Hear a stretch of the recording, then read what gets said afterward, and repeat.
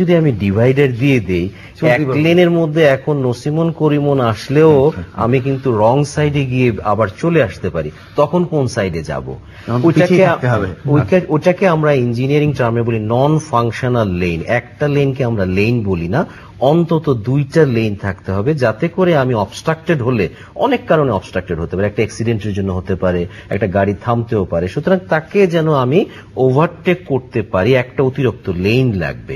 Multi lane হলেই তখন divider দেওয়া যায়। তবে হ্যাঁ, ডিভাইডার একটা পরীক্ষিত একটা টুলস, যেটা দিয়ে আমরা অ্যাক্সিডেন্টের মাত্রা অনেক কমাতে পারি। তবে এটা কি হবে, দীর্ঘমেয়াদী একটা কি বলবো পদক্ষেপ হতে পারে।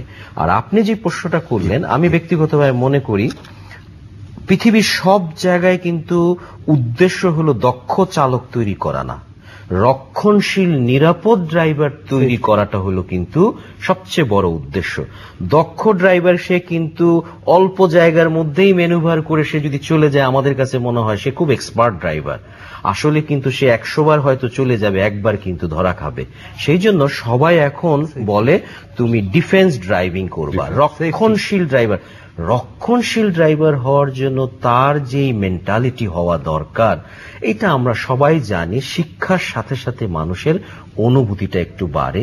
সে প্রশ্নের উত্তরগুলি যখন পায়, তখন অন্য কেউ না বললেও বুঝে গেল যে কেন আমাকে নিরাপদ হতে হবে, মেকানিক্সটা কি, আমি বাকের মধ্যে কেন আমি দ্রুত গাড়ি চালাবো না, সেন্ট্রিফিউগাল ফোর্সে যে আমি চলে যাব সড়কের বাইরে।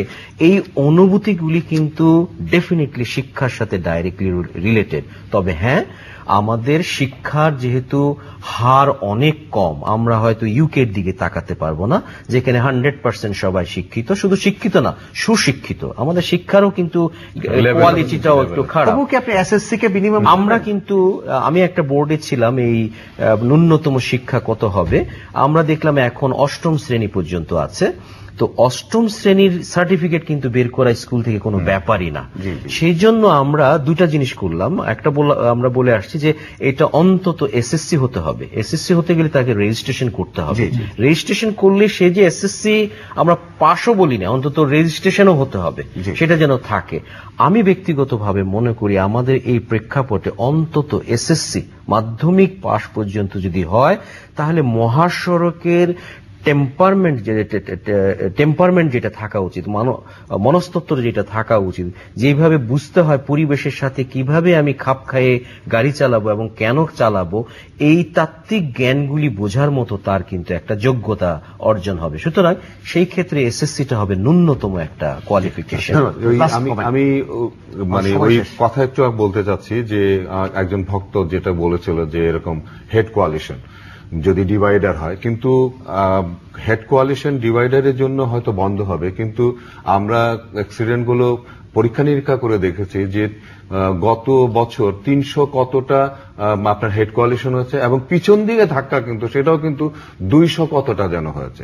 তো কাজেই শুধু যে হেড কোয়ালিশন হচ্ছে তা না, কিন্তু আপনার পিছন দিক দিয়েও কিন্তু মেরে দিচ্ছে। কিন্তু তো এই যে পিছন দিক দিয়ে মেরে দেওয়ার যে ব্যাপারটা, তারপর আমি বলবো যে হেড কোয়ালিশনটা হয়তো ডিভাইডার দিলে বন্ধ হবে, কিন্তু পিছন দিক দিয়ে মেরে দেওয়ার যে টেন্ডেন্সি, সেটা কিন্তু অন্যকে কিন্তু রেসপেক্ট করছে না, অন্যের জীবনের কথা কিন্তু ভাবছে না কিন্তু চালকরা। কারণ যদি হয়তো আমি নিজেই ভেবে পাই না যে সামনাসামনি হতে পারে, কিন্তু পিছন দিক দিয়ে কি করে হয়, পিছন দিক দিয়ে তো আমি পিছনে গাড়ি চালাচ্ছি, সামনে আমার গাড়িটা আছে, সেই গাড়িকে আমি কেন মারবো, কেন কি কারণে মারবো? তো এইটাও কিন্তু প্রায় হেড কোয়ালিশনের কাছাকাছি কিন্তু এই অ্যাক্সিডেন্ট গুলো কিন্তু। তো যে কারণে আমি বলবো যে এই যেটা আপনি প্রশ্ন করেন যে শিক্ষা ছাড়া কিন্তু আপনার এই ধরনের মানসিকতার পরিবর্তন।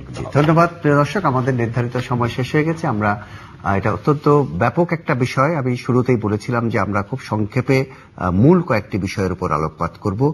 আলোচনার জন্য জনাব ইলিয়াস কাঞ্চন, ডক্টর শামসুল হক, জনাব নাইমুল হাসান, আপনাদের সবাইকে ধন্যবাদ জানাই।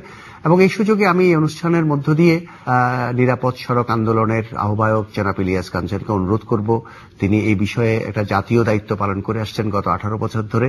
আজকে এটা একটা বিরাট মোমেন্টাম পেয়েছে, আমি তাকে অনুরোধ করব তিনি একটা জাতীয় সম্মেলন আহ্বান করুন এ ব্যাপারে।